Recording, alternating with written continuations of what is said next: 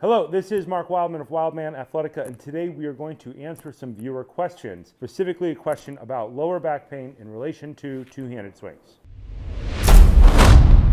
We had a user wrote a comment about pain in her lower back during the two-handed swing. Everything else is fine. The two-handed swing is bad. The hand-to-hand swing is less bad.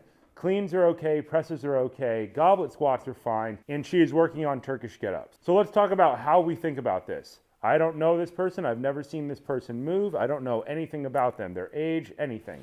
I just know that there's a problem that they have in their two-handed swing. By their own admission, they say that their two-handed swing form is not great. There's probably a problem there. Getting with a good coach might solve the problem. Without access to a good coach, and without access to a bunch of other equipment, we are going to just shotgun blast this answer. I really like the shotgun blast answers where we just go through a bunch of different solutions and do them all. That tends to be how I try to solve problems in training. When people ask questions like that, we just give them a bunch of exercises that will solve a bunch of things at once, and hopefully the shotgun blast, the scatter, will hit whatever the problem is. In the comment, the viewer says that their lower back hurts, the kettlebell is probably going down too low, huge problem right there, and that when they stand up, they have a hard time straightening their legs.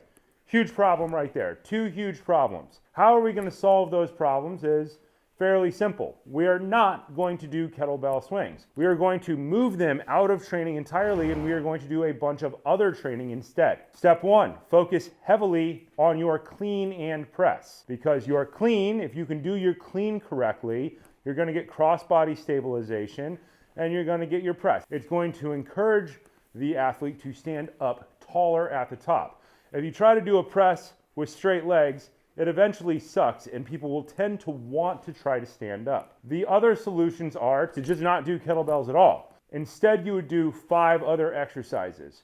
We would jump to heavy club swinging, specifically inside circles, outside circles. If that doesn't solve the problem, then inside pendulums and outside pendulums. Why do we choose a heavy club instead of a mace?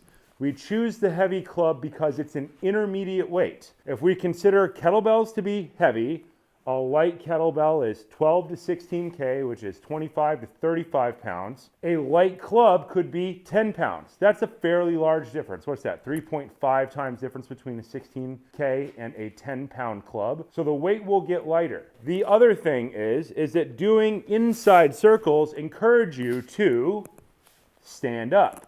Standing up is the real problem here.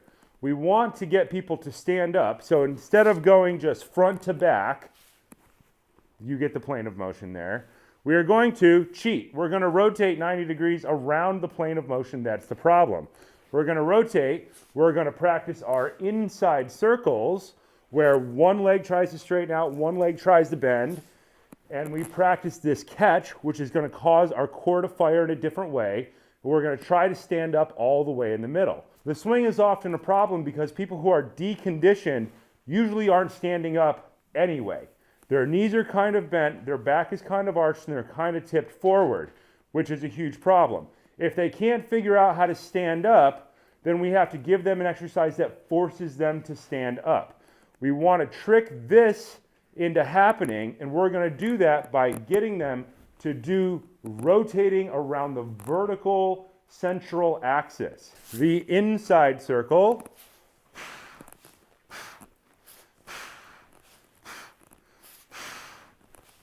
the outside circle. You have to do both.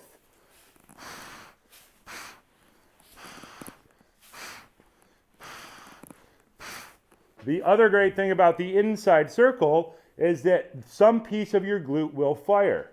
When you do your inside circle, right there, your opposite glute tries to fire as you rotate across. So when you do your inside circle, on every one of those catches, one side of your glute tries to fire. The outside circle is the same thing.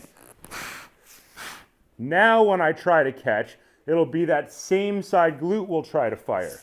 So the lower back pain could be related to a strength imbalance between the left glute and the right glute. So we shotgun solve the problem.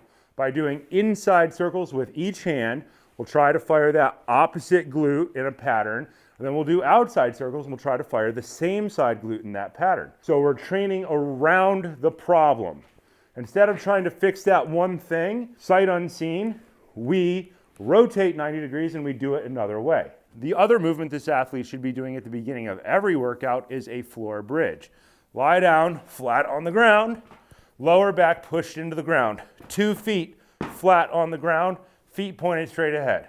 From here, we are going to roll our hips underneath, hands flat on the ground, lift our hips up. The goal here is to squeeze the glutes. It's always to squeeze the glutes. Get back down 1 vertebrae at a time, trying to push your lower back into the ground, and then relax the hips. So think hip scoop, then lift. Hip scoop, then lift. Squeeze those glutes at the top.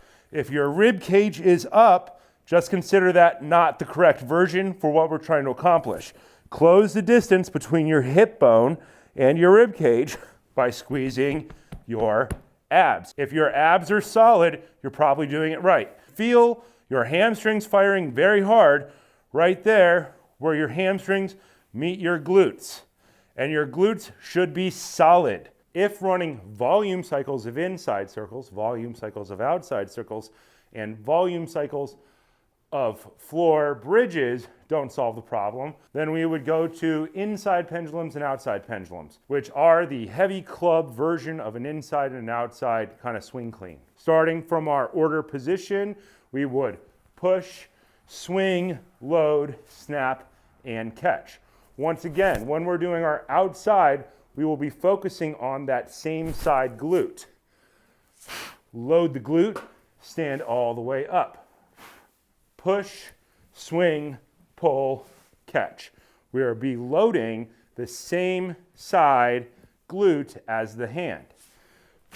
And trying to stand all the way up at the top, pulling the kneecap up, scooping the tailbone underneath to squeeze the glutes. Squeeze the abs, pull it all in. The opposite of the outside is, of course, the inside, which is the harder of the two. Rotate the direction you want to face, point your feet straight ahead so we don't get weird knee collapse. Sit in the back hip, push, load the opposite hip, stand up, catch. The load is at the bottom. Top hand, opposite hip. This hip is loading at the bottom. Load, stand up, catch. Load, stand up, catch. Straighten out the legs at the top of the movement. So this would be the shotgun solution to solving low back pain for a two-handed swing. You would remove the two-hand swing from programming until you can get to a good qualified coach to fix that swing technique. We would focus on creating as much balance between the left leg and the right leg, the left glute and the right glute as possible by doing floor bridge, squeeze the glutes both equally, and then isolate inside circle, outside pendulum, and inside pendulum. The goal is to stand all the way up with these activities. You'll notice the circle is before the pendulum because the circle starts just with standing up, both directions, and when we get to the pendulum, we move to that single side hip snap, same side for outside, opposite side for inside. This has been Mark Wildman of Wildman Athletica, shotgun solutions for questions that people ask me on the internet.